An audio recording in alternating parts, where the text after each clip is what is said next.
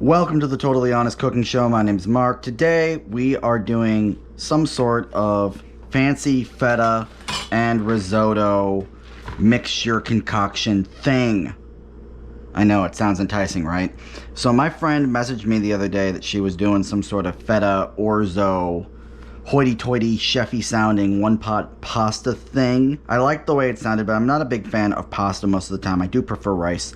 So I bought some fancy risotto and we'll make that. I've also kind of combined her recipe with one I saw floating around on TikTok. I didn't actually watch the TikTok, but I read the description. Anyway, you don't care about all that.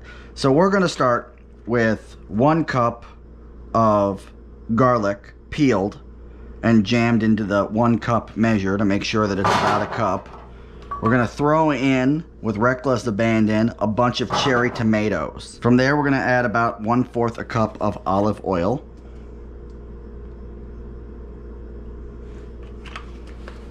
We're also going to stop and preheat our oven for 400 degrees. I'm also going to throw in we'll say half a teaspoon of salt. And half a teaspoon of red pepper flakes. Why won't you open? I do not like it when you do not open. Jerkins, cut this. Jerkins, cut all of that.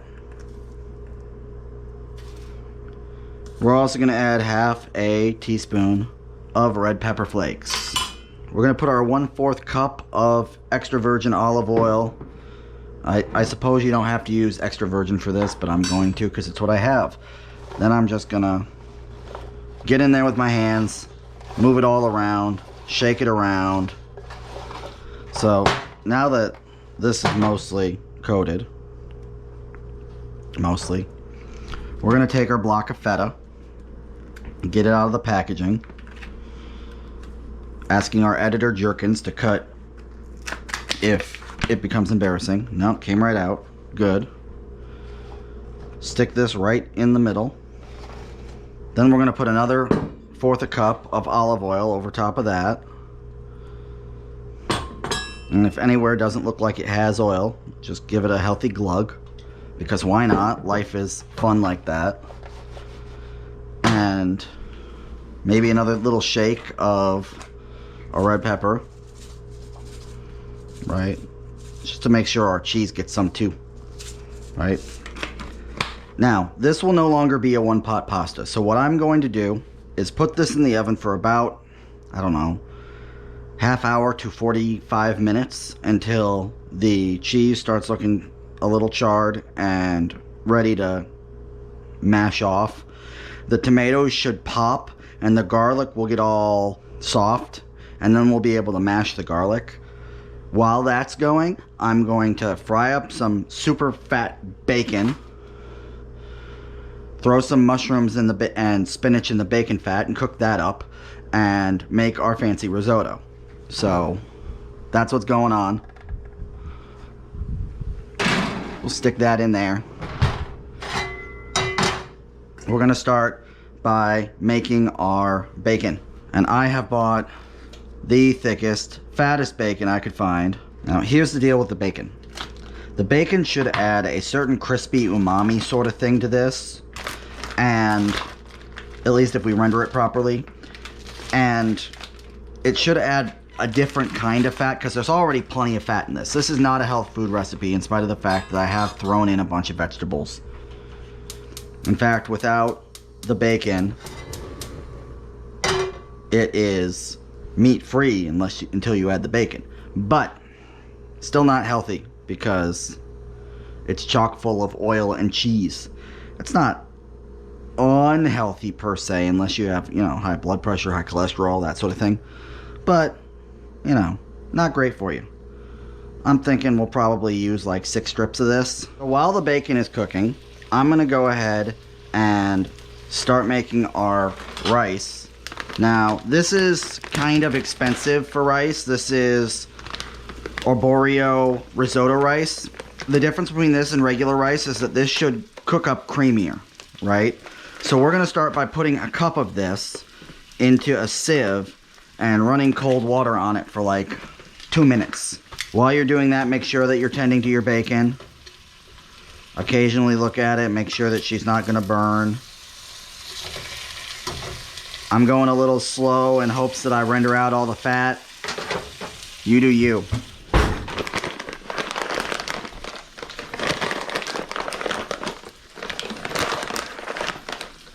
You can tell that this rice is fancy because the bag it came in has Velcro in it. Oh, that's no good. Whoopsie doodle. That was expensive too. Expensive whoopsie doodle. Now, you're running this underwater because there's a lot of crap in it. You'll notice that the water gets foggy when you do this. So your goal is to twiddle it about until it stops being foggy. Packaging says 1 to 2 minutes. Once that is done, you're gonna put your rice into your container. And I'm putting in a little extra water because I want to be able to put some of the starch water into the sauce when I'm done.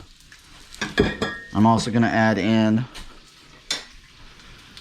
a tablespoon of oil. So we're going to bring this to a boil and then we're going to drop it to a simmer. We're almost there for these 3 slices. I'm just trying to move the fond off so that it doesn't burn. And while that's going on over here, I'm going to rinse off about 4 cups of spinach. Okay, so we're going to rinse off our spinach in our salad spinner. Again, if you don't have a salad spinner, I quite like them. They're helpful for this part of the process. I know that this isn't the best way to measure spinach, but it's the easiest way to measure spinach. If you wanted to, you could go through and cut the ends off all this spinach. I'm not going to, and the reason I'm not going to is because it came in a bag. If it comes in a bag, it's more work because you gotta hunt and peck for it. If I was buying it at like an Asian market or something, or a farmer's market where it was sold in bags, I would just go with a cleaver and it'd be fine. So I'm gonna go ahead and spin my salad. And while I was spinning my salad, I noticed that my risotto started boiling. So I'm gonna turn it down, let it simmer. That's gonna go for about 40 minutes. Again, mind your bacon. This bacon is almost done. It's almost ready to move over. Try not to let the fond burn, but sometimes that's not possible. It would just be nice to have it when we throw the mushrooms in, you know. Speaking of the mushrooms, I got these pre-sliced. Some people are like, do you need to rinse your mushrooms off? I rinse my mushrooms off. Now, some people are like, but if you rinse your mushrooms off, then they have to cook longer because you've added water to them. One, I don't think mushrooms work like that. They don't really absorb water. They're not sponges. But even if they did, it's such a minuscule amount that it doesn't matter. It literally does not matter. When we cook them, we're going to throw them into a pan of super hot oil. So any water that's added by rinsing them is marginal.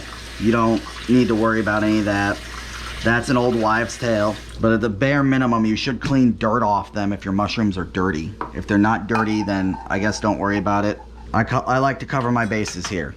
Time to start swapping our bacon out. If you feel like you need to turn it up to get it crispy, go ahead. I ain't stopping you. My fire alarm goes off a lot though, and I try not to bother the people next door if I can help it. If you notice you're losing a lot of steam off of the top of your pan, you can go ahead and put this kitchen towel on top of your pan and it'll be fine. Just make sure that you don't put the kitchen towel on in such a way that it will catch fire.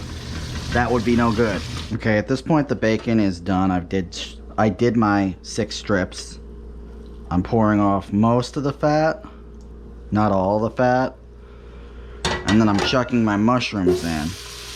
If it starts to dry out, add more. I'm gonna go ahead and put this back on medium heat, and I'm gonna start doing my best to scrape up the fond. And in fact, none of the recipes say this, but I think I'm gonna add the juice of half of a lemon to try to get some of the fond off.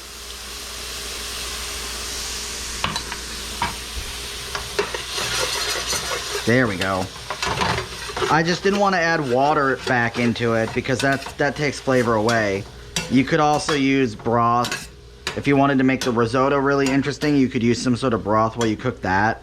One of my friends recently called me and said, dude, have you ever heard of that better than bouillon? I said, I think you might have heard that in a video that I made, but I don't know. Maybe you didn't. Maybe you came up with that independently. He said, well, I bought the vegetable stuff and it rocks on rice. It's like, you don't even need to add any sauce or anything. So I'm gonna do that pretty soon on my own. Obviously that's not really a video in and of itself, but I do find that fascinating, and I do like broths and stuff in my rice.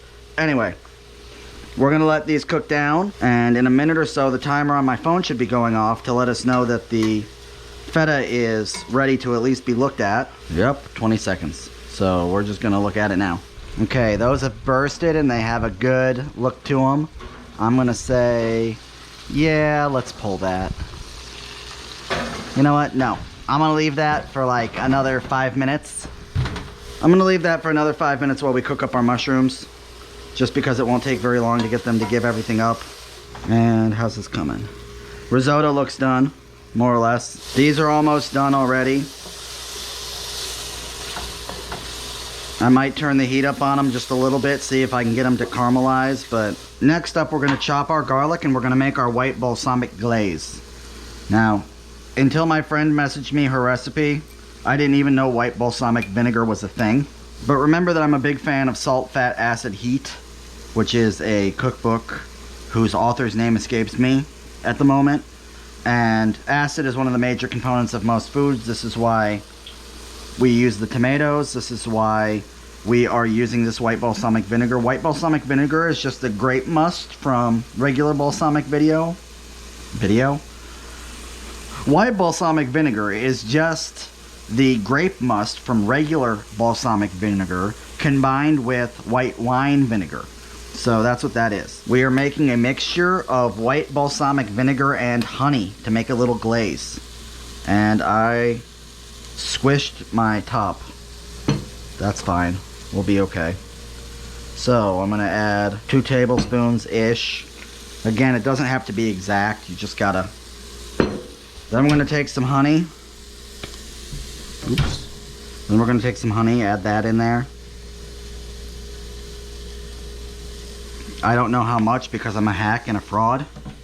Then I'm going to violate Babish's patent on tiny whisk, and I'm gonna whisk this together inside this little shot glass thing that I have until it looks kind of golden. Okay, good to go. I'm gonna go ahead and chop up the bacon.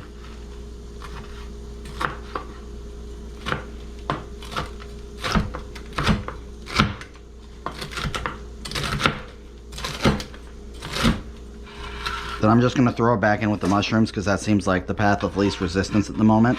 And now it's time to take out our mixture of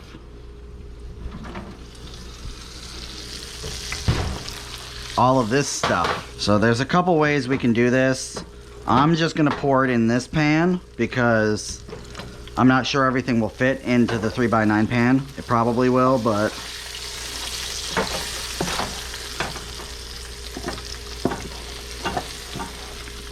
it looks like my tomatoes overcooked and charred a little bit. Watch out for that. Okay, so it looks like the cherry tomatoes overcooked a little bit and they charred. So you may wish to take it out occasionally and give it a little shake. I feel like taking it out occasionally and give it a little shake would allow that to not happen. I'm gonna go ahead and put the other half of this lemon juice on here. Okay, now I'm gonna go ahead and add my rice. Before I add my rice, I have to throw in my spinach with reckless abandon. 4 cups of spinach might have been too much spinach, but I like spinach. And I feel like as it wilts, it'll cook down. And if it doesn't wilt fast enough, we'll just turn the heat back on and then it'll wilt. See, this is starting to look good now. See how it's starting to wilt, and now we're starting to get that mixture of colors. Okay, turn the heat back off. Now we'll throw our risotto in. Now the only thing about this that I am a little bit skeptical about is that if we'd used the orzo, like my friend said, we could have used the pasta water to finish the sauce and make it a little bit more creamy. But it looks pretty beautiful, so I'm not too worried about that, to be honest with you. Look at all that color. That's a lot of color.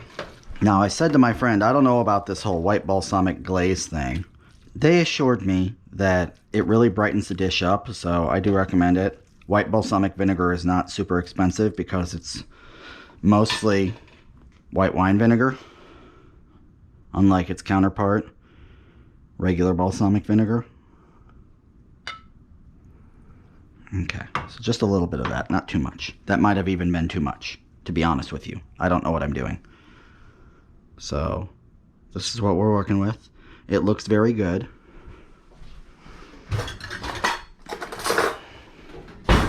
I'm going to go ahead and grab a tasting spoon from under the mushroom.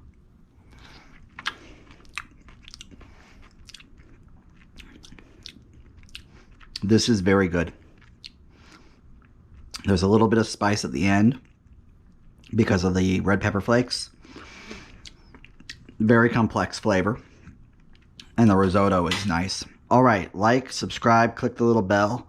I'll see you next Wednesday. Don't forget to recommend me to a friend or leave a comment down below and let me know what I should do next. Bye.